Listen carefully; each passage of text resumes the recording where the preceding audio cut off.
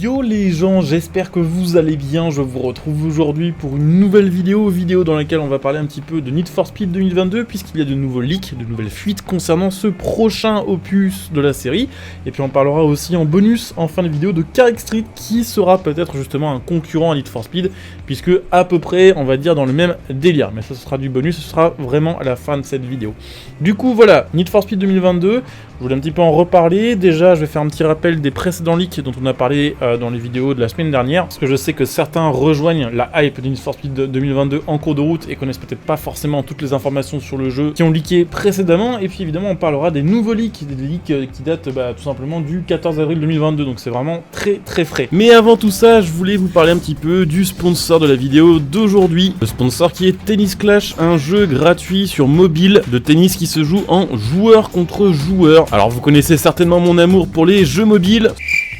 Cependant, celui-ci a pas mal d'avantages. Déjà, il est beau pour un jeu mobile, il est gratuit et il est disponible sur Android et iOS. Il y a déjà 60 millions d'utilisateurs sur ce jeu et presque 1 million de joueurs actifs chaque jour. En plus, cette année, Tennis Clash est en partenariat officiel avec le tournoi de Roland Garros. Pour fêter ça, il y aura pas mal de récompenses mises en place sur Tennis Clash, notamment 2 voyages tout frais payés à Paris et cash prize de 5000 € pour le gagnant de la grande finale. Autant vous dire que pour 5000 balles de cash prize, moi aussi j'y participe et j'y joue. Donc n'hésitez pas à le télécharger gratuitement via le lien qui sera sous cette vidéo en description. Ça vous permet de soutenir ma chaîne par la même occasion et donc d'avoir votre chance de participer à tous ces événements. Vu qu'il y a beaucoup de monde sur le jeu, trouver un match c'est rapide et il y a un système de matchmaking, donc vous allez jouer contre des joueurs qui ont votre niveau. Le jeu est facile à prendre en main, il y a simplement à indiquer avec votre doigt dans quelle direction vous voulez tirer et à gérer votre force de frappe en swipant. Et évidemment vous pouvez choisir où votre personnage se place simplement en touchant l'écran, en lui indiquant la position avec votre doigt. Vous aurez le choix entre plusieurs personnages, chaque personnage a évidemment ses spécificités, ses avantages, et évidemment si vous le souhaitez, vous pourrez jouer avec vos amis, évidemment si vous en avez. Donc voilà, n'hésitez pas à télécharger le jeu, je vous le rappelle, le lien sera en description, ça soutient ma chaîne et je le rappelle, ça vous permet d'avoir une chance de gagner un voyage tout frais payé à Paris et évidemment le cash prize de 5000 €.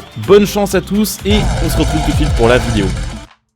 Les leaks précédents venaient de Jeff Grubb, d'ailleurs celui dont on parlera aujourd'hui aussi. Jeff Grubb c'est un insider, donc c'est quelqu'un qui a, on va dire, le privilège de tester les jeux un petit peu en avance, et surtout de les tester au fur et à mesure de leur développement, et il est assez crédible quand il fait des leaks parce que, par exemple, il avait leaké Forza Horizon 5 pour 2021 et au Mexique bien avant les annonces officielles. Et ça n'a pas été les seuls leaks qu'il avait annoncés qui se sont révélés vrais, donc c'est quelqu'un, on va dire, d'assez crédible, et qui est surtout, on va dire, très crédible quand on parle de jeux de voiture. C'est quelqu'un qui a l'air de beaucoup apprécier ça et qui est toujours, on va dire, intéressé par ce style de jeu. Donc il avait leaké la dernière fois le fait que le prochain Need for Speed serait uniquement pour nouvelle génération de consoles, c'est-à-dire pour PlayStation 5 et Xbox Series, ce qui allait un petit peu à l'encontre de ce qu'avait dit Laura Mill l'année dernière. Laura Mill, je rappelle, c'est la directrice exécutive des studios EA Games, qui avait dit effectivement que le prochain Need for Speed sortirait aussi sur PlayStation 4 et sur Xbox One. Le truc c'est que entre ces déclarations et les leaks de Jeff Grubb, en fait, EA Games a totalement changé sa stratégie et sa manière de voir les choses sur plusieurs titres, donc ça semblerait assez logique que ce soit le cas aussi sur Need for Speed, puisqu'ils se sont pris des énormes baffes dans la gueule fin 2021, notamment avec Battlefield 2042 qui a été vraiment un énorme échec, ce qui a fait que déjà Battlefield 2042 était pas si rentable que ça, mais surtout ça a vraiment nui à la réputation de EA Games qui s'est vraiment écrasé la gueule fin 2021 en bourse. Du coup, et ça on le sait depuis quelques temps, EA Games a décidé de réagir en changeant un peu sa manière de faire des jeux et en allant sur un terrain au final sur lequel pour l'instant les gros éditeurs ne vont pas encore tout à fait, la next-gen et les exclus next-gen. C'est vrai que pour l'instant, avec les jeux qui sont sortis ces 2 dernières années, on n'a pas forcément l'impression d'être passé d'une PS4 à une PS5 ou d'une Xbox One à une Xbox Series. C'est d'ailleurs une des grosses critiques qui est faite à cette nouvelle génération de consoles, c'est que pour l'instant elle ne sert à rien. Donc on avait eu cette information-là, voilà, qui venait de Jeff Grubb, et également la confirmation que le titre était bien attendu pour 2022, ce qui là aussi n'était pas gagné, sachant que Criterion, le studio du prochain Need for Speed,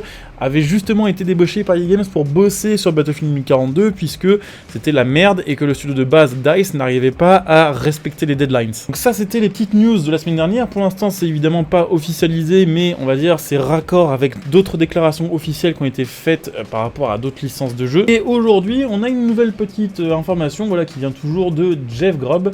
qui dirait que le prochain Need for Speed, grâce donc à cette nouvelle génération de consoles, serait photoréaliste, ce qui est une bonne nouvelle en termes de graphisme. Un jeu photoréaliste, quelque chose de très proche de la réalité, mais, et là attention, ce jeu inclurait aussi des éléments venant d'animé, c'est-à-dire qu'on peut peut-être s'attendre à retrouver des effets de vitesse un petit peu en mode dessin animé, peut-être une manière de jouer assez speed, des effets sonores un peu extrêmes, ce genre de choses. Ce qu'on avait par exemple sur des jeux comme Auto Modelista à l'époque, qui était d'ailleurs un excellent jeu, hein, on va dire dans un délire pas très réaliste, mais dans un délire très rapide, très fun, avec beaucoup de cases japonaises et beaucoup de customs, si certains connaissent, ou si certains ont eu l'occasion d'y jouer, je pense que vous verrez de quoi je parle. À première vue, la première fois que j'ai lu ça, je me suis dit, oula, qu'est-ce qu'ils font chez EA Games? Et puis avec un petit peu de recul, je me dis qu'en fait, pourquoi pas? Ces dernières années, Need for Speed, ils ont tellement essayé de faire du Need for Speed traditionnel, mais avec des technologies modernes inabouties, que bah, ça a un petit peu dégoûté, je pense, les gens. Et on le sait, on va dire tous les 10 ans, il y a des gros changements sur les licences Need for Speed, et on entre à chaque fois dans une nouvelle ère. On a eu l'ère 2015 Payback Heat avec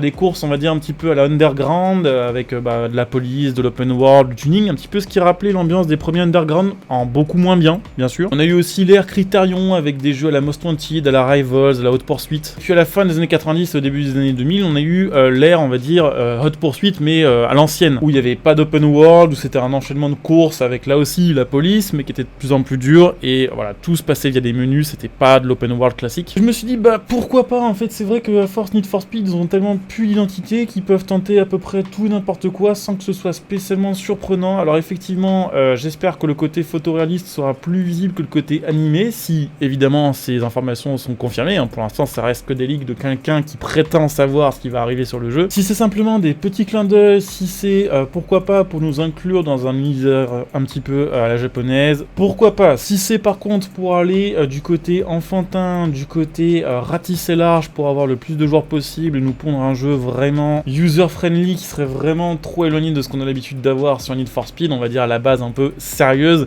je pense que ça plaira pas. On a également d'autres informations, apparemment le jeu serait basé sur une réplique fictionnelle donc de Chicago, hein. On a l'habitude un petit peu de ça sur Need for Speed, il s'inspire de vraies villes, avec on va dire un design modifié, et surtout avec un autre nom, et paf, ça leur fait une map. Et on aurait d'après lui le retour de certaines fonctionnalités comme l'autologue, qui est une espèce de réseau social intégré au jeu, entre guillemets, qui permet de partager avec vos autres potes qui ont le jeu ou avec d'autres joueurs un petit peu du monde entier vos scores, vos photos in-game, envoyer des messages, déposer des commentaires sur les autres publications. C'est un truc qui était plutôt apprécié par la communauté, et on aurait le retour aussi de l'autosculpt, qui veut dire deux choses. Déjà, de 1, que on aura des customisations sur les voitures, ce qui est une bonne chose, les Need for Speed sont appréciés pour ça, entre autres. Ce qui n'était pas gagné parce que Criterion, ils ont plutôt l'habitude de faire des Need for Speed où il n'y a pas de customisation.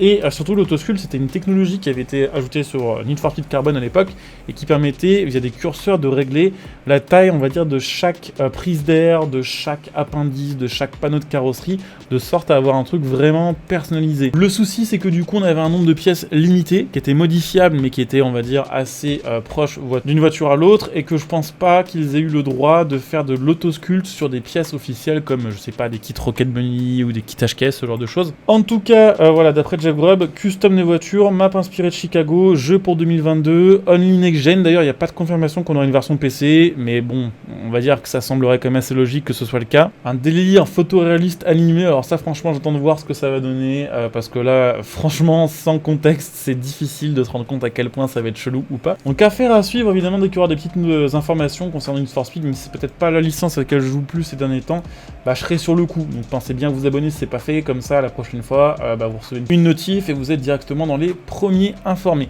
Je voulais aussi un petit peu reparler de Carrick Street dans cette vidéo, concurrent éventuel à Need for Speed, puisque là aussi on est sur un délire course open world, plutôt illégal, beaucoup de customisation de voitures, et un jeu qui se veut dans un délire, par contre plus réaliste que ce qu'on a eu sur les derniers Need for Speed. Donc peut-être que si pour vous le Need for Speed 2022 est trop gamin,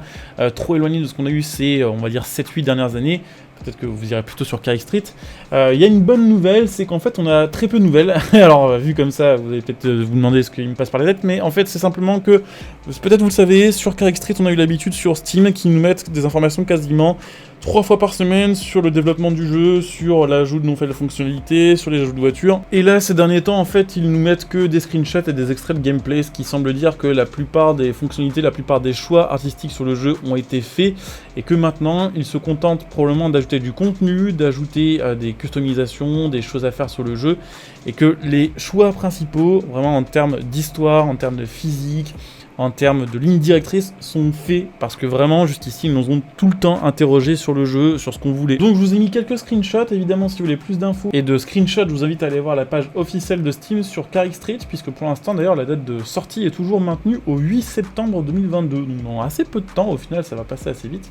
Donc hâte de voir ce que ça va donner, et puis ouais, surtout, vu la manière dont ils ont communiqué, et vu la manière dont ils communiquent maintenant, je pense que ça semble confirmer que le jeu sortira bien dans quelques mois et qu'il ne sera pas repoussé encore une fois d'1 an, comme ça avait été le cas, on va dire 2 années de suite, puisqu'il devait sortir en 2019, puis repoussé à 2020, puis à 2021 et maintenant à 2022. Donc on le verra, affaire à suivre là aussi. Si vous voulez des informations sur ce genre de jeu, bah voilà, pensez bien à vous abonner, à liker, à commenter, à venir me follow sur Twitch, hein, pour ceux qui sont intéressés pour les lives. Comme d'habitude, la chaîne Twitch sera en description et en top commentaire. Donc n'hésitez pas à venir follow. Si vous avez Amazon Prime, n'hésitez pas à utiliser votre Twitch Prime sur ma chaîne Twitch. Ça me soutient, ça vous fait profiter de bonus et ça vous coûte rien du tout. Vous pouvez évidemment me retrouver sur Twitter, au niveau réseaux sociaux, donc n'hésitez pas à venir me rejoindre. Et puis comme d'habitude, bah, pensez à utiliser mes liens de soutien gratuits sous cette vidéo pour faire vos achats, voilà, à prix réduit, tout en soutenant ma chaîne par la même occasion. Mon lien Instant Gaming pour acheter vos jeux, vos cartes d'abonnement, mon lien Metal.net pour acheter vos configs PC. Et puis pour ceux qui souhaitent me soutenir sur le long terme, pensez évidemment qu'il faut devenir un soutien de la chaîne via le bouton rejoindre cette vidéo. Là aussi il y a plein de bonus, dans le rang que vous choisirez. Donc je coupe ici, je vous dis à très bientôt, bonjour à tous, ciao.